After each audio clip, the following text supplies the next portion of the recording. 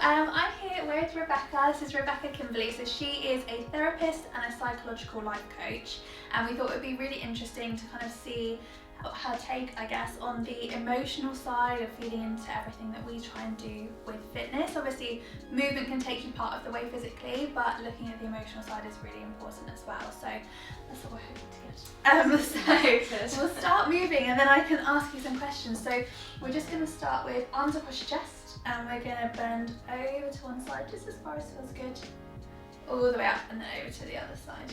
Yeah, good. So tell us a little bit about what you do.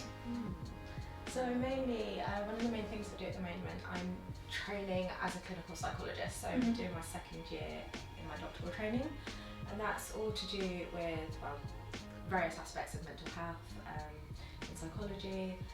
Most of my background is in cognitive behavioural therapy, so I've mainly been working with adults with depression, anxiety disorders, adjusting to difficult life events, all those kind of things.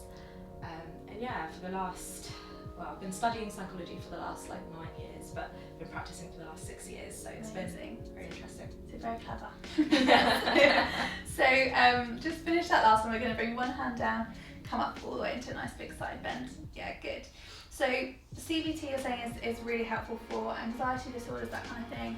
How does it actually work? Like, what's the theory behind it? That's a good question. I guess the theory behind it is trying to understand, well, the theory behind kind of CBT generally is that the way that we think impacts the way that we feel, impacts what we do. Yeah.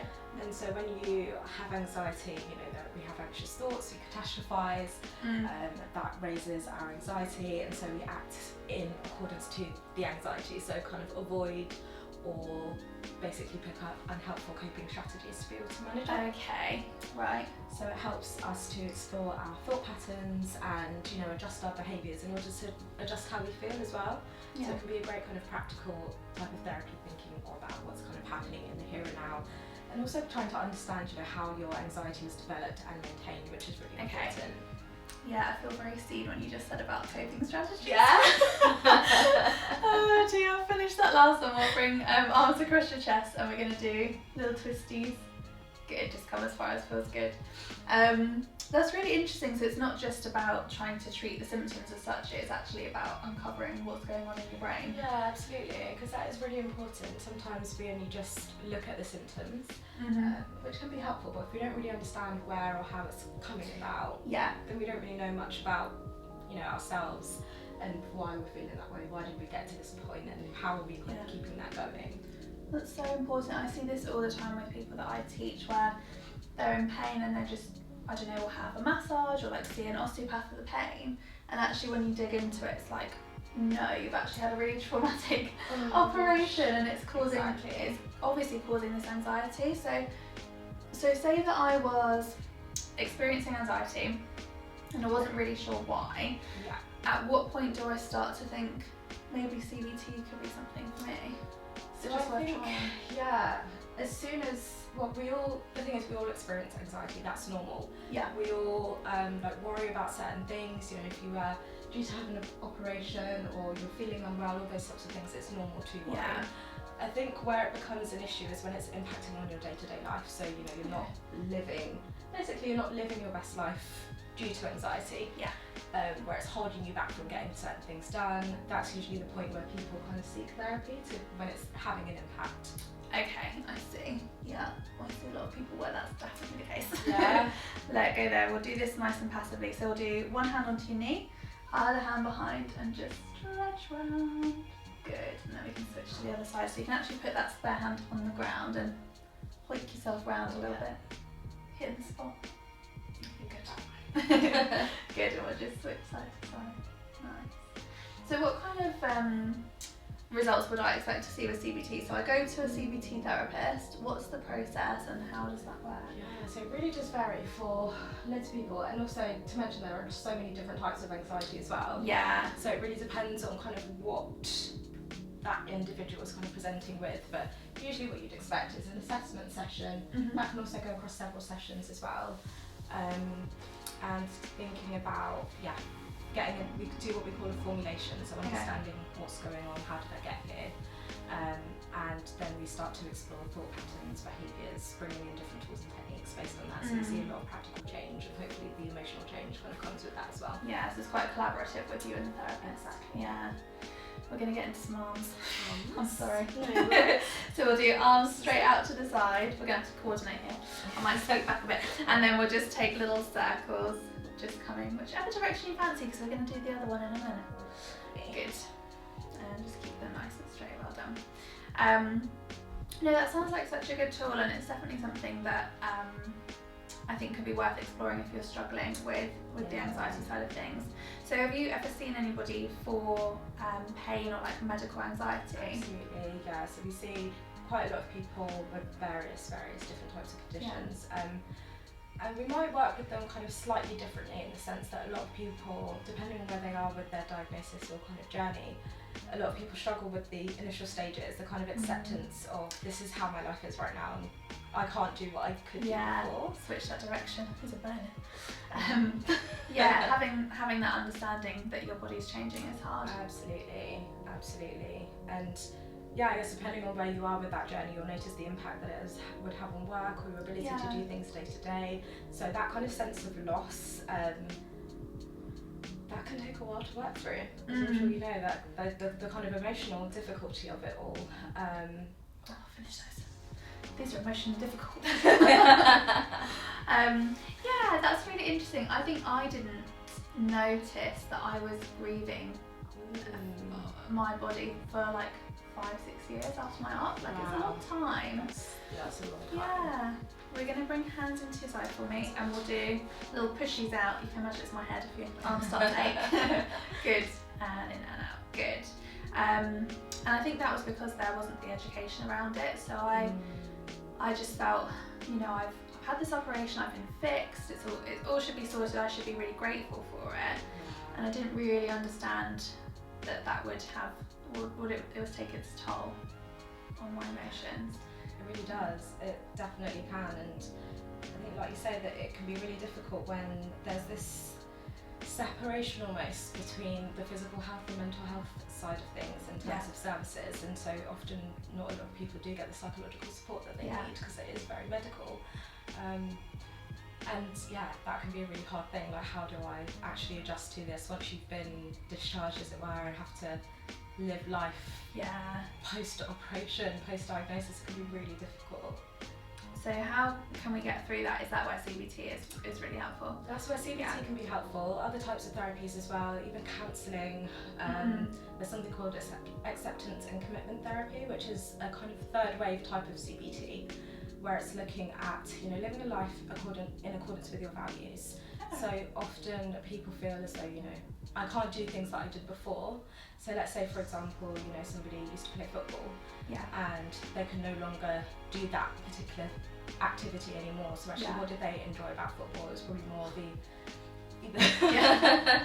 So it's like finding the flavour of it almost. Yeah, exactly. What else can you do? What is important to you in life? Those types of things. And again, you can bring that in with CBT techniques as well.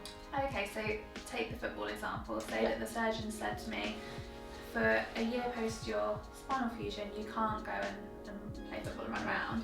Then I would say, okay, what do I enjoy? The community aspect, being outdoors, and then you might, find a walking group or something. Is that how it works? Yeah, adapting to what you can do. Maybe even going to watch the football match and still being with your friends after, those kind of things. Okay, that's so cool.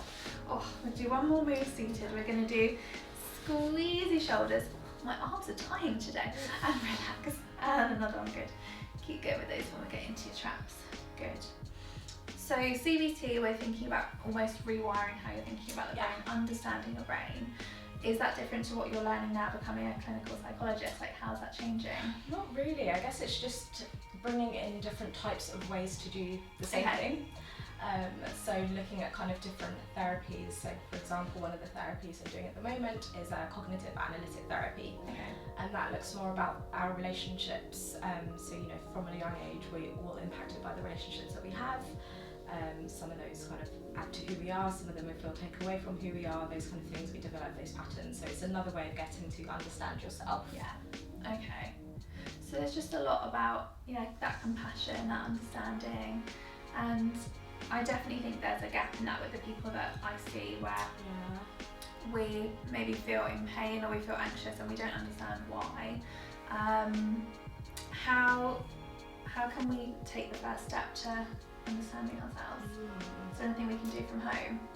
Yeah, I think so. I guess it depends on the individual, the kind of person that they are. But I think one of the things is that it can be a very isolating experience, especially when you might be the only person in your family, in your kind of friendship circle who might be experiencing that.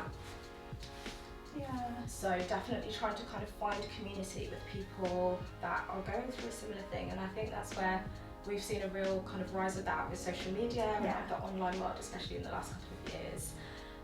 Finding your community is really important because again, you'll learn information that probably doctors won't even tell you because they may not know. Yeah. I think that's a really kind of important aspect of it. You'll hear other people's journeys, what's been helpful for them. Because I understand that therapy might not feel like it's right for everybody at a certain time. You do have to kind of be ready for it. Yeah. But there are things that you can kind of learn to bring in. Yeah, it can feel quite daunting, I suppose, can't it? Yeah. Go on, finish that last one. Oh, I'm going to shake it off. We're going to do a little bit of ab work. Yeah, let's do it. Yes, and I should ask you more about about CBT. So if you grab your ball for me, plan is we're going to try and stick it in behind your butt and really wedge it in there. Yeah, good. Okay, so we're going to have hands out in front. Gonna almost tip your lower back into the ball and then curl back. Yeah, beautiful. And then pull. Pull down. Try and breathe. This is going to be hard to talk to you whilst we're doing it. But try and remember to breathe. Well done. Good. Nice. So on that piece that you said earlier, I wanted to dig in a bit more about what you were talking about, accepting your condition and almost grieving for the life that you had before. Yeah. What causes that? Like, what causes that disconnect that would make me not be able to connect with myself in that way? I guess because essentially you're kind of experiencing a loss, and loss is really important to us humans. Right. Our connections, what we do. We place a lot of worth in the things that we do as well. So not having that anymore, it's no longer just the kind of loss of your bodily functions and things you were once able to do, but also all of that come with it, maybe loss or change of friendships, of jobs, of certain things that make us feel like who we are. So that can be a real hard thing to adjust to. So it's like an identity crisis almost. Absolutely. Yeah, I get you. It's just so fascinating to hear it broken down like that, because you just trundle on, don't you, on life. You just deal with what you have to deal with, and you don't necessarily notice what's actually happening. That's true. That's true. Yeah. This one might be hard to talk whilst you're doing. We're gonna do almost like you're pulling the string of a bow. We're gonna come round to the side, so we're twisting and reclining and coming all the way back up. Well done. We won't do too many here, but this is really good for your obliques. So good. Good. I wouldn't describe it as a good feeling, but you do you. And up, well done. Do you ever use movement as part of therapies? Not as much as we should actually. Interesting. Yeah. I think it is something that's kind of prescribed or encouraged outside of therapy. Yeah. Like complementary. Yeah. But especially even when working with people with conditions around pain, it is common for them to just move around while we're talking, lay on the floor, just switch around. Yeah. So it's not just, that would be one of my worries coming to therapy, is having to sit still for an No. Yeah. Sometimes get on the floor, cross our legs together, wriggle around, talking around as we walk. Doing what feels comfortable. Yeah, and that's much easier to open up then, isn't it? Exactly. Well? Yeah. Exactly. Get rid of these devils. Oh yeah. Well done. We're going to come all the way over to all fours for me. Well done. And we're going to do one leg out, same arm up to the ceiling, and then put everything back down. Switch to the other side for me. Yeah, nice. If you want, for an extra little treat, you can bring that hand then over your head, and that should feel really nice. Oh yeah. We did that stretch. All the way over, well done. So in the CBT session, yeah, we're obviously working with a therapist. is it that I would lead it and I would say these are my worries and you would kind of come and dig into it more, or is it quite systematic, like let's look at this function in your brain and this coping response? So it's a bit of both. Yeah. In the sense that it's collaborative. Mhm. We're focusing on what you bring. You bring the knowledge of your own experience. Yeah. We kind of have the knowledge of the condition and, you know, the impact of it, the kind of psychology behind it. So it's the combination of bringing those things in. Each session will look kind of different. The more that you go through therapy, there might be something that you're like, oh, you know, I read about this particular thing. Yeah. This is what I want to focus on.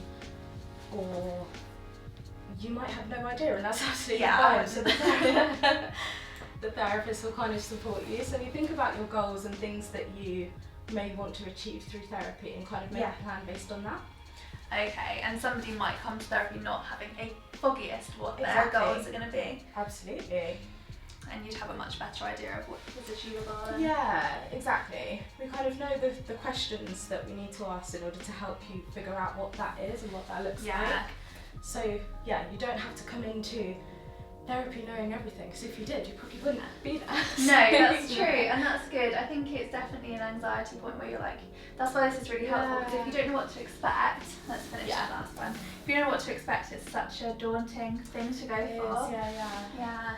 Oh gosh, right, one more stretch that will help, I hope, for your train journey home. Oh yeah. So we'll do arms behind your head. We're going to curl in like a little flower. Just bring your chin towards your chest, and then we're going to open everything up. Nice big breath in, and you can close up. Good. Okay, so that's a really interesting insight into CBT and like how that therapy will look. Yeah. What is your psychological life coaching?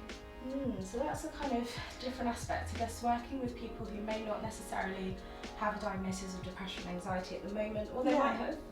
They might have gone through therapy and have a better understanding about what has been going on for them, or kind of childhood things, but that's more focusing on future-oriented goals that they may want to work on. Okay, so again, it's looking at how your brain is reacting to different scenarios and how you can cope better. Absolutely, yeah.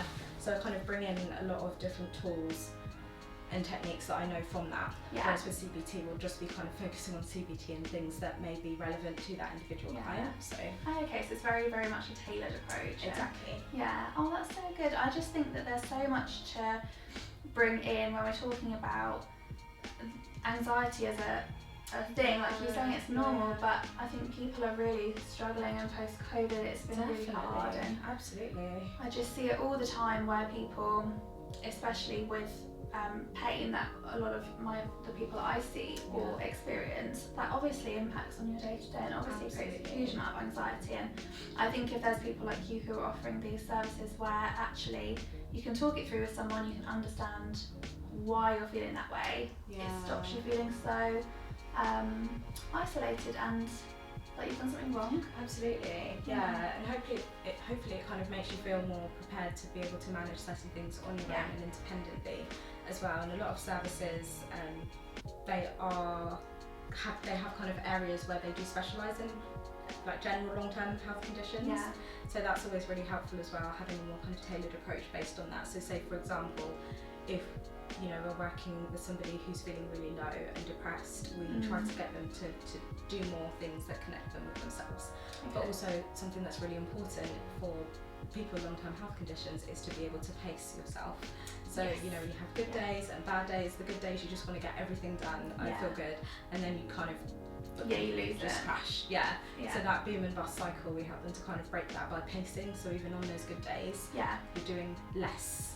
So you do that with mental health as well? Because I do that with movement, but I never thought of it with my emotions. absolutely, and they're so connected. So if I'm having a day where I'm like feeling very motivated, it's like, okay, but hold it back, pace yourself, so that when you're having a worse day, you can still keep it sustainable. Exactly. That's so I never thought about it like that, because like with movement, it makes complete sense to me. I'm like, I've run a marathon today, so I'm not gonna go and run another one tomorrow. And just about taking your time. So I'll take that on and do it with your emotions as well. Absolutely. I don't know what kind of a day I'm having today. I think I'll be quite productive.